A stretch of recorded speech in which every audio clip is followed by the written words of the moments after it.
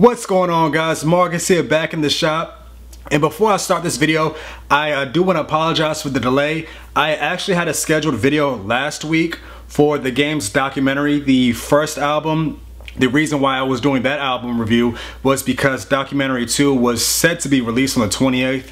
Now we know it's set to the 25th. And without leaving you guys a video for that week, I decided to review the first album. And then it turns out I had some editing issues with my software, then my computer started bugging out, so I'm still trying to work a way around that. Hopefully this video will be coming out soon too, because I'm still having issues. Hopefully I'll get that resolved. But I ended up not having a video, and I really do apologize for that. But I do want to thank you guys for pushing me over 130 subscribers. I really appreciate that.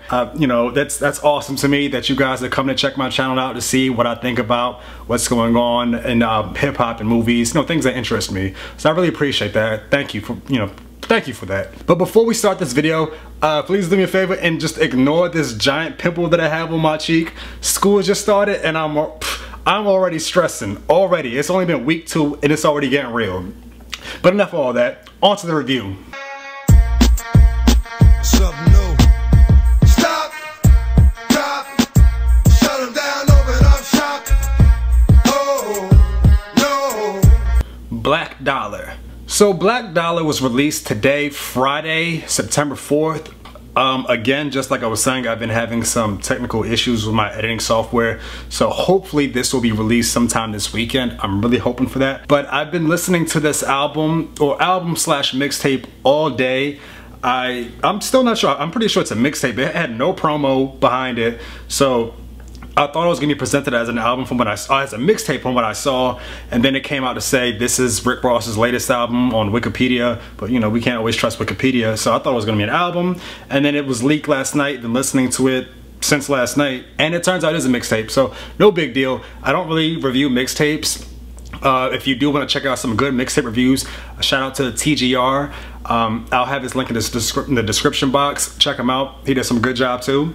With that being said, this mixtape slash album, it's actually pretty dope, man. Like, I'm a fan of MMG. I'm not a huge diehard fan, but I like Wale, Meek Mill, and Ross and Stally. I do like their music. What I've always liked about MMG is that the variety that they bring to the table. So these guys aren't just Florida-based rappers who all talk about the same, you know, blow and money and stuff like that. Specifically Wale, coming from the East Coast, from DC, and Meek Mill, they both have their, you know, different varieties of music. Wale's more catered to the normal everyday Joe Blow or whatever, while Meek Mill is a street rapper. I don't know what's going on with his career now. You know, compare that to Rick Ross, which is more of a down south, you know, based on production kind of music or whatever. So I do appreciate the variety. I'm not really sure how else to explain it, but if you listen to their music, you'll know what I'm talking about when I say the variety. But Ross has always been portrayed to me as a rapper who, I don't want to say they base their music off production. I mean, again, he is from Miami. They're known for that just heavy bass, you know, that down south, just club banger music. So now I guess it'd be considered trap music. So, you know, that's what Ross's style is catered to. But with this album, I don't want to say it made a huge 360, but it's got a different twist to it. So I wouldn't call it a street mixtape or a street album because, again, it doesn't have the huge trap production behind it. This album is actually a lot smoother and I guess you want to say a little more grown than what I'm used to when I listen to Rick Ross. Again, I'm not a huge Rick Ross fan. I do appreciate his music. I think he's a talented guy, not just musically, but of course business-wise. And he can spit, you know, let's not forget that. I mean, compare something to him to somebody like Gucci Mane, who I don't think is good at all as an MC, like, you know, just spitting a cipher, but he does make good music for the right occasion. So I can say the same thing about Rick Ross, but then again, Rick Ross actually can spit. I really do feel like he can rap. So when I hear him as a featured artist with Raekwon or Jay-Z, I feel like he always does his thing. He actually steps up his lyricism, especially when he's with another MC whose level of lyricism is up to par. When it comes to Rick Ross's music himself, he may not be super lyrical as far as his rhyme schemes and the word choice or the wordplay that he uses, but it does flow in the track, and of course it just sounds like a good song to me. or to most people in general. So again, it's not that strip club music, that club music that we're pretty much familiar with Rick Ross, with the repetitive chants and the heavy bass production. From the moment this mixtape starts with Foreclosure, it's more of a personal level on, not really on what he's going through, but just on the issues of making money. I don't want to summarize the song, go listen to it. But again, it has a more personal feel to it, even down to the wordplay that it uses, even to the last track, Dead Rappers, where he's kind of paying homage to late great MCs like Big, Pac, Pun. I mean, but it's just a more mature vibe. It's more of a personal album, or again, mixtape, whatever you want to classify it as, than what I'm used to when I listen to Rick Ross.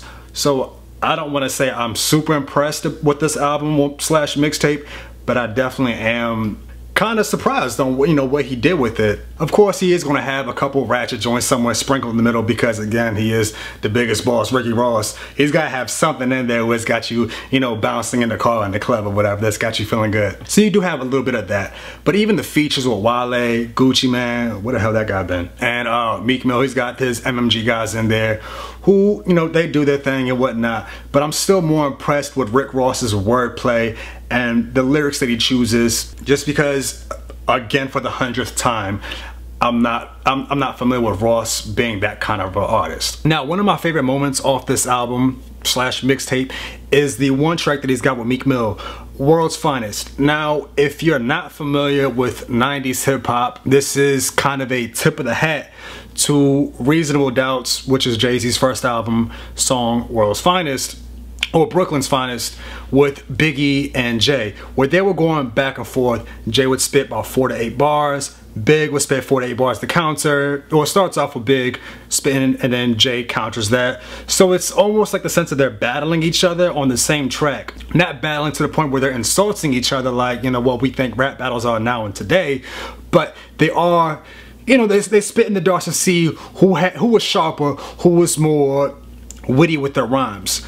So that's why it wasn't like Jay going on a whole verse and then Big doing his verse. It was just, here's a little 4 bars, here's a little 8 bars, Big comes in counter, and then Jay comes in counter, and I think there was like 3 verses. Now, going back to Rick Ross's, I think it was a dope concept. They did the tip of the hat with the beat. I don't know who produced it, so it's got that sense of Reasonable Doubt. That's the first thing that popped in my mind. Even this album, it just, again, it's very, if I could say, classy. It's not, again, after I said it like 100 times, it's not all trap based and whatever. I do like it. I do like the idea of what they were doing. I just wish they kind of not copied what Jay and Big did, but I think it would have been a lot more dope if they followed the same patterns of Ross going in about 4 to 8 bars and then Meek to counter that, and then Ross going back and then going back and forth, rather than Ross doing his one 16-bar verse and then Meek does his 16-bar verse and then Ross closes the song with his last.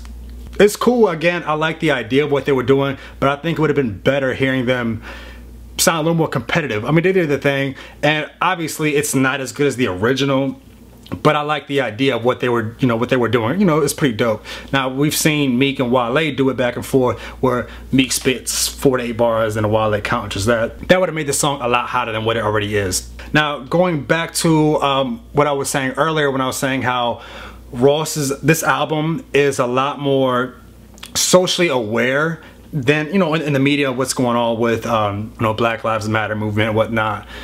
The one song, We Gon' Make It, it starts off with a newscaster or news reporter talking about what's going on in Baltimore. If you're not aware, I do live in Maryland. I live 15-20 minutes away from Baltimore City.